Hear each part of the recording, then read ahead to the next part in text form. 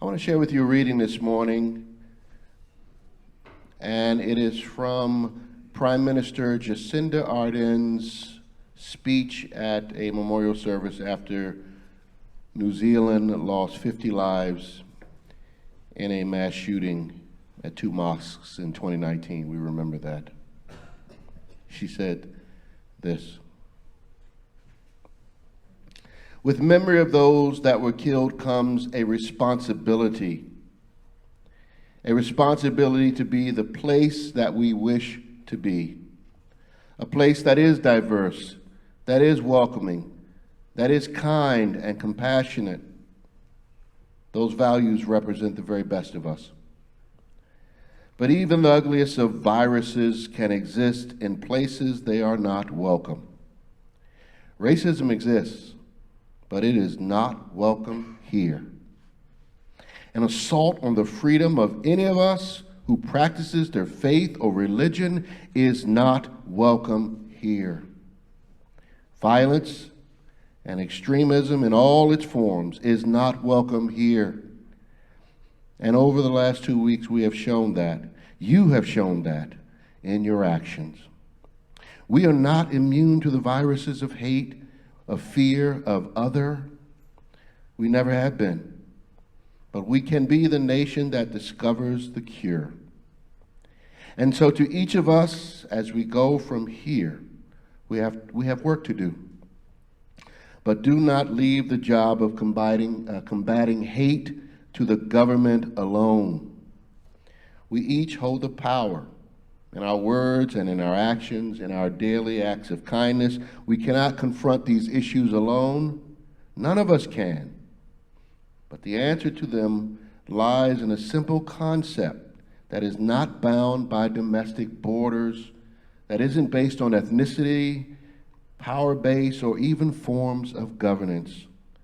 The answer lies in our humanity.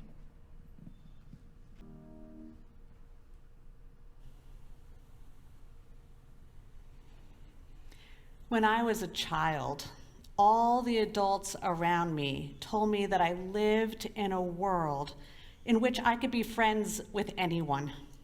My teachers at my elementary school on the Upper East Side of New York City presented this world of racial equality as a gift, something that their generation wasn't given. In 5th grade, we saw television footage from the civil rights era, thousands of people marching, police dogs released, hoses aimed at African Americans who were knocked down where they stood.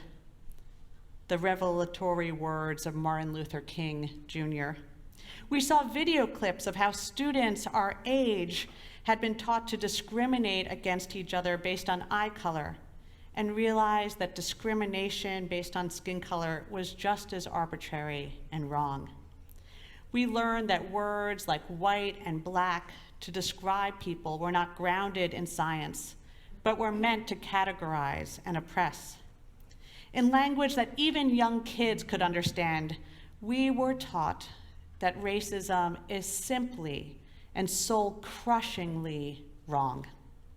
My school taught me this, and I believed it with the fullness of my heart. Then one day in 5th grade, I was hanging out with some friends in the hallway outside our classroom. Sarah Edelman was there with her carrot top hair, and Davy Schwartz, who with this little wave swoop in his hair, I had a major crush on, even though he was so short. And there was Rachel Simon, incredibly wise, and Michael Feldman, our class president, and myself. And the rest of the students, I think we were volunteering for our teacher somehow, doing those collating and stapling, which now we've been replaced by machines, as happens to all people in the workforce sometime or another. And our classmates were out in recess, and so we were alone in this hallway, overly polished and cavernous to our small size, and we were discussing what colleges we thought we might want to go to. And it just so happened that at that time, another 5th grade class passed by in their neatly filed double rows. And I looked into each one of their unfamiliar faces. Every student had dark skin, just like my best friend Beverly's. But I didn't know a single one of these fifth graders. In the 4 years that I had been attending that public school, not one of them had been in my class. They were always in the grade's normal class and never in one of the gifted classes. After they passed, my friends and I turned to each other and burst out. Have you noticed that Beverly and Emmanuel are the only Black kids in our class? Yeah, isn't that weird? What about the 2 other gifted classes? No, none of them are Black. Where are all the Black kids? And what about the kids in that regular class? They were all Black. Why isn't a single white kid in that class?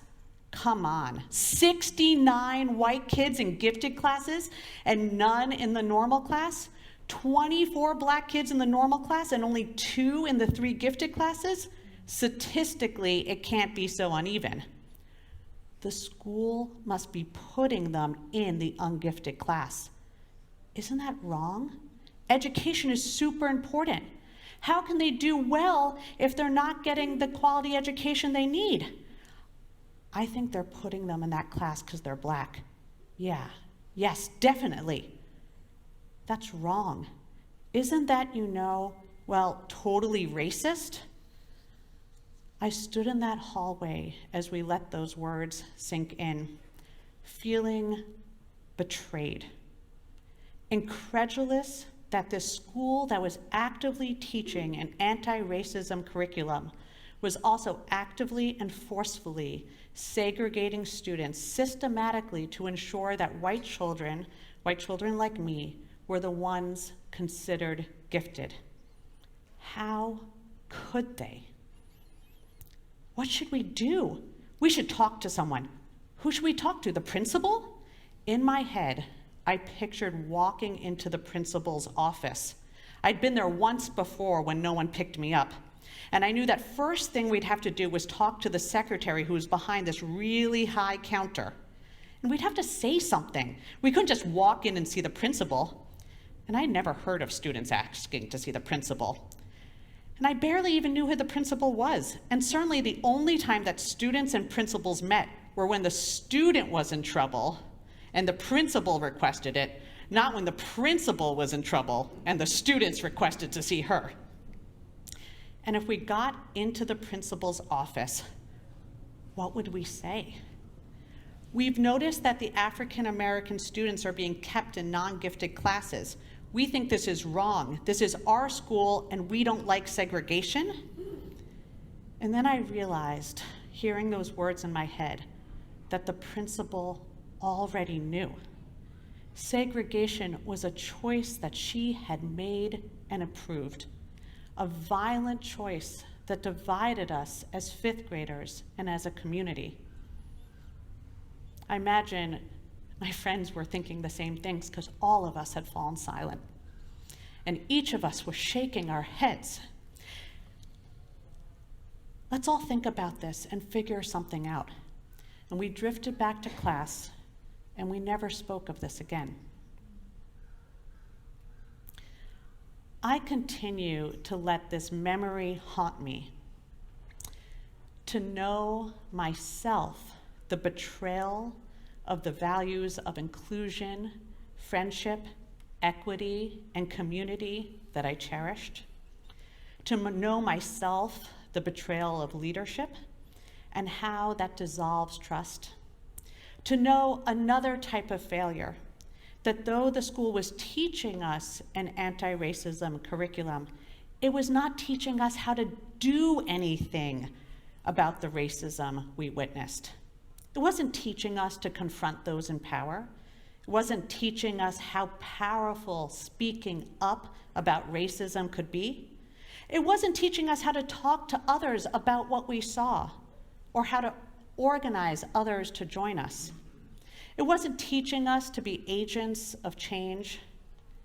The school was teaching us to have a conscience about what we saw, but not to do anything about it. All that social justice education, and they couldn't practice what they preached. I continue to let this memory haunt me as a reminder that overcoming my own silence, loss of agency, and passive complicity is the work I need to do if I want to experience the beloved community more often. We each might need to search for the specific memory, but we have all experienced these betrayals, even if we didn't consciously recognize them at the time. I think this wondering and hoping that these patterns won't repeat sometimes leads people who are learning more about our congregation to ask, can you tell me how this congregation is engaging racism or LGBTQ inclusion or climate change? What they're often asking is, have you managed here in this community to solve the problem that is troubling my conscience or spirit? Or at least, is there hope of positive change or good trouble here? I reply that congregations are, like other places, too often culture takers. Culture takers, by which I mean that what we learn to do out there, we replicate in here. So the hurtful acts and the harmful injustices that occur regularly in the world happen here too. And yet, at their best, houses of faith can be culture makers. Culture makers not only for their congregation, but a people who vision a more just, equitable, life-giving, and love-affirming society. Our culture, our history is rich with religious culture makers, from the abolitionist movement to the movement to create social organizations like the Boys and Girls Club, the United Ways, the YMCAs, or the early 20th century movement to create housing for immigrants and establish schools and hospitals that put people ahead of profit. There's the civil rights movement or the sanctuary movement from the 1980s. Houses of faith took their faith understandings out into the world and changed it for the better. The promise of Unitarian Universalism is that we, only in partnership with others, but that we too can be culture makers. I am ready for that.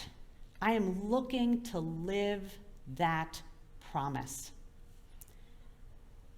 And to live that promise, I must also acknowledge that there are times that we have not. I want to share just one real example, and I mean for real.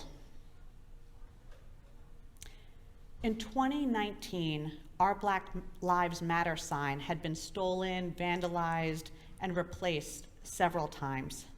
And because this was an act of violence and harm, we had the police install a camera which captured an 18-year-old white male from St. Mary's, the high school right over here, taking it down. Both the police and the UUCA ministers met with the young man. He said that he did this on a dare from his teenage friends and hadn't really considered it.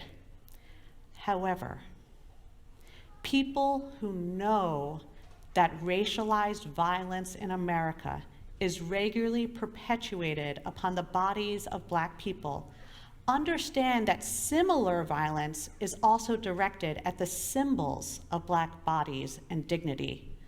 Violence against these symbols, including our Black Lives Matter sign, is a reminder that bodily violence can and will occur again.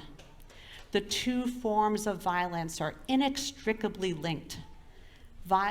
Violation of our sign was a true, real instance of significant harm. There appeared to be 4 options that UUCA could pursue. We could do nothing, a course that was never considered. We could begin a process of prosecution of this young man for trespassing and vandalism, but we didn't believe that this route would lead to transformation. We could engage in a process of restorative justice through the NAACP, or we could engage with him and his family and reprimand him personally and privately. The ministers, your ministers, selected the last course.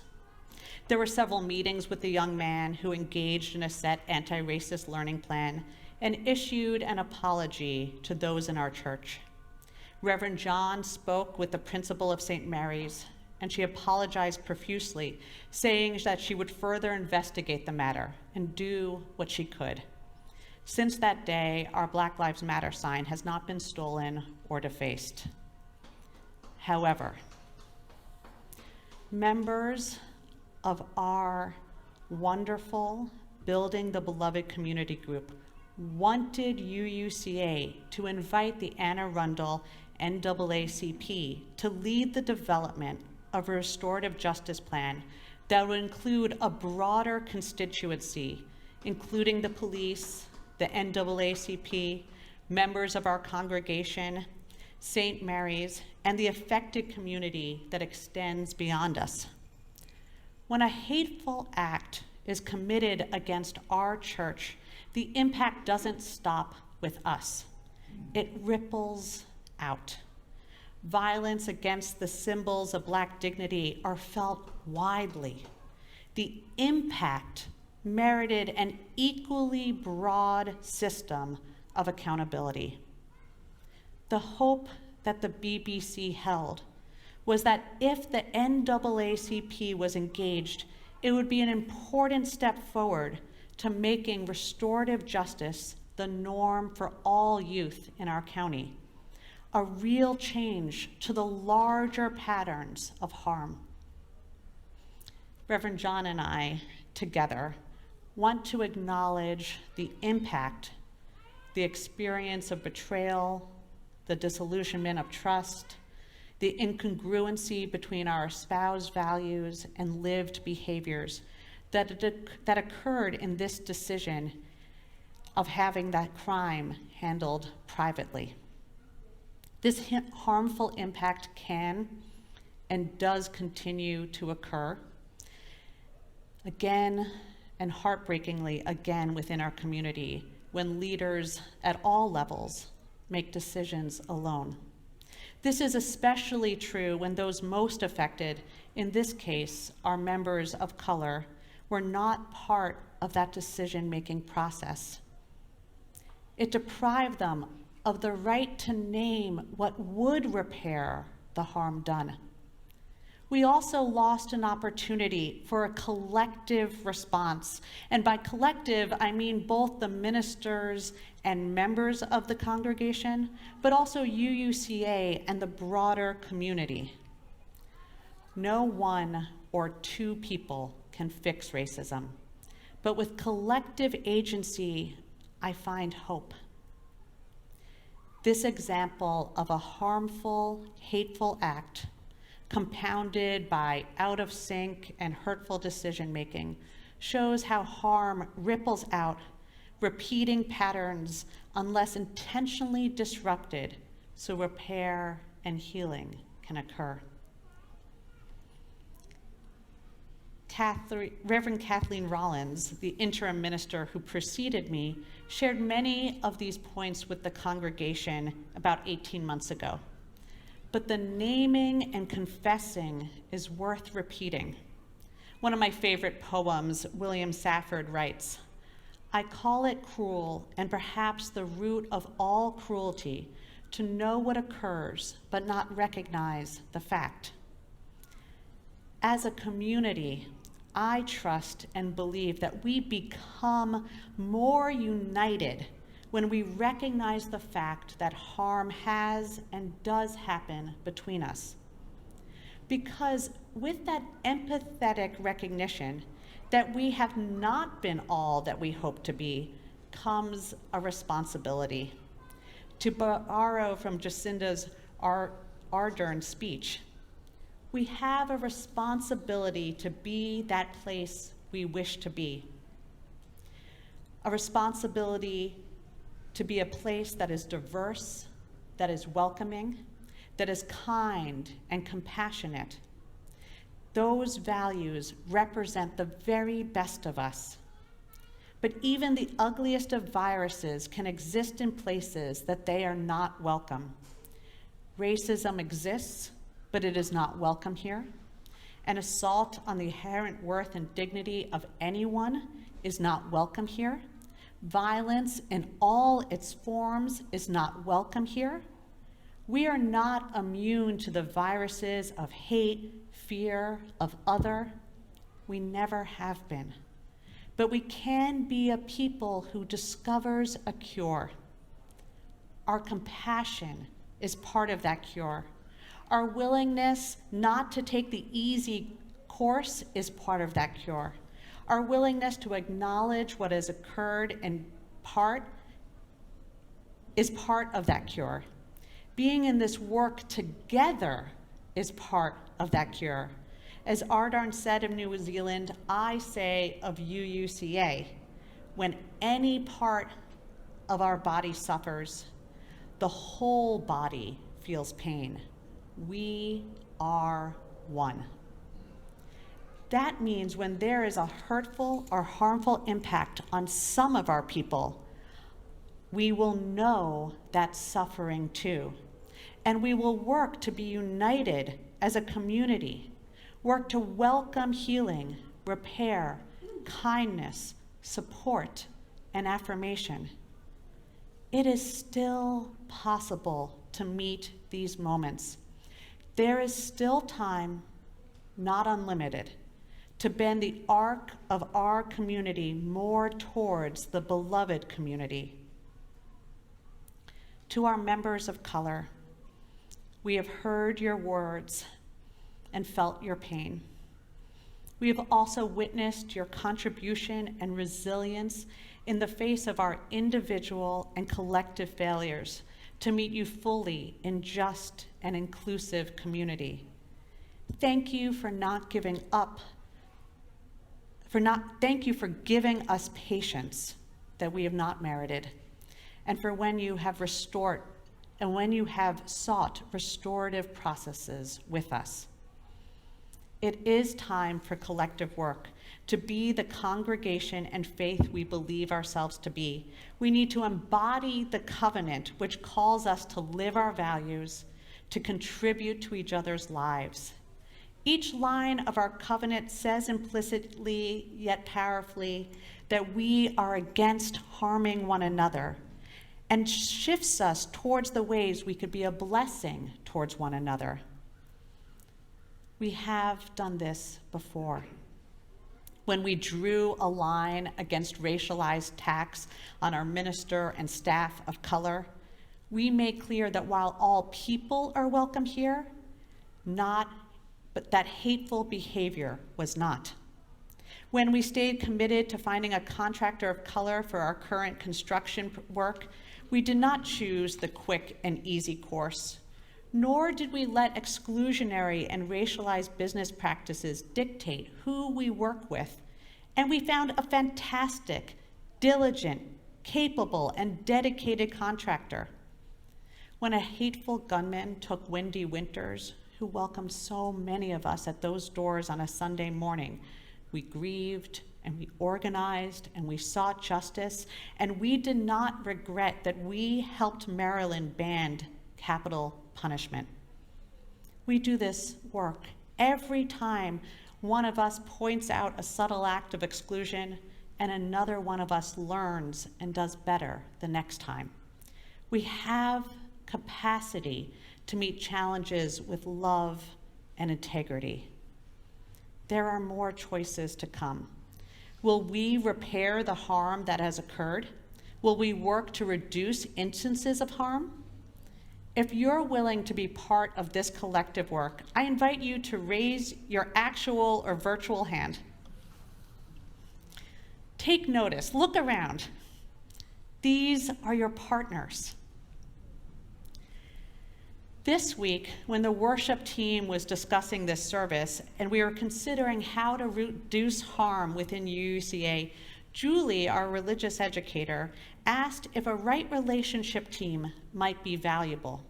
While there's a team of 3 talented and dedicated and excellent people serving on our right relationship team now, they are only charged with doing so during our 2 annual congregational meetings.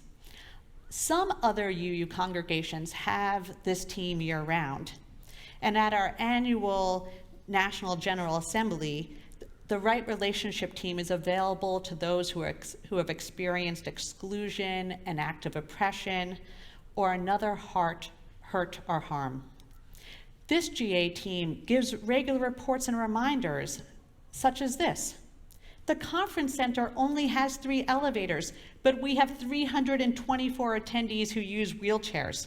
This is inadequate, forcing those requiring elevators to travel out of their way for an elevator or causing them to be late for various sessions. We remind you not to use the elevators if you do not need them, so as not to bottle up this necessary resource. We also continue to lift up that the UUA needs to consider mobility access in General Assembly site selection.